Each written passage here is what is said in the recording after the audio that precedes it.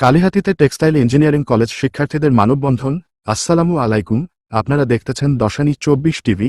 গৌরাঙ্গ বিশ্বাস, বিশেষ প্রতিনিধি। টাঙ্গাইলের কালিহাতী টেক্সটাইল ইঞ্জিনিয়ারিং কলেজের শিক্ষার্থীরা তাদের দীর্ঘদিনের দাবির প্রেক্ষিতে শান্তিপূর্ণ মানববন্ধন করেছেন।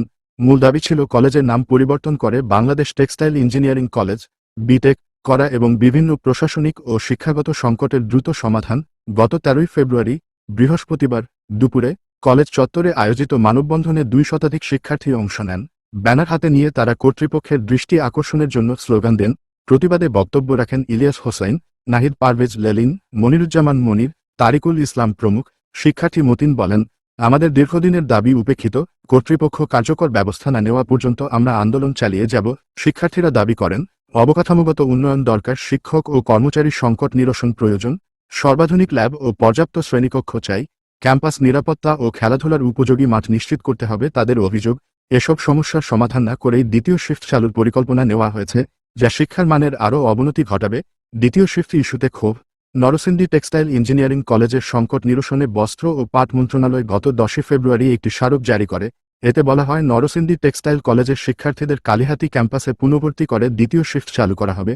তবে কালিহাতীর শিক্ষার্থীরা এই সিদ্ধান্ত প্রত্যাখ্যান করেছেন এবং বলেছেন, আমাদের সংকট সমাধান না করে নতুন ব্যাচ যুক্ত করলে শিক্ষার মান আরও নিচে নামবে। এই বিষয়ে কলেজের অধ্যক্ষ আব্দুল কাদের ব্যাপারীর সঙ্গে যোগাযোগের চেষ্টা করা হলে তিনি ফোন রিসিভ করেননি। শিক্ষার্থীদের বার্তা, শিক্ষার পরিবেশ চাই, প্রশাসনের দ্রুত হস্তক্ষেপের দাবি জানিয়ে শিক্ষার্থীরা বলছেন, আমাদের ক্যাম্পাস উন্নত না করে নতুন শিক্ষার্থী যুক্ত করা মানে সংকট আরও বাড়ানো। আমাদের কথা শুনতে হবে। এখন দেখার বিষয়, কর্তৃপক্ষ শিক্ষার্থীদের দাবির বিষয়ে কি সিদ্ধান্ত নেয়।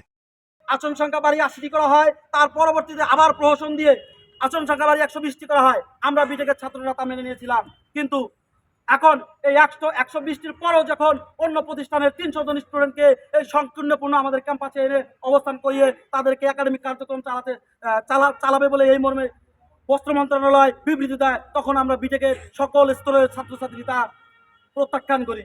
এই মর্মে আমরা আজকে এখানে প্রেস বিজ্ঞপ্তিতে দাঁড়িয়েছি। এ পর্যায়ে আমাদের এই বিবৃতি নিয়ে প্রথমে সুস্পষ্ট বিবৃতি পাঠ করবেন আমাদের টেক্সটাইল ইঞ্জিনিয়ারিং কলেজ কালিহাতী টাঙ্গাইলের 13 বর্ষের মেধাবী ছাত্র লেলিনকে আমি বিশেষভাবে অনুরোধ জানাবো সুস্পষ্ট বিবৃতিটি পাঠ করাবার জন্য।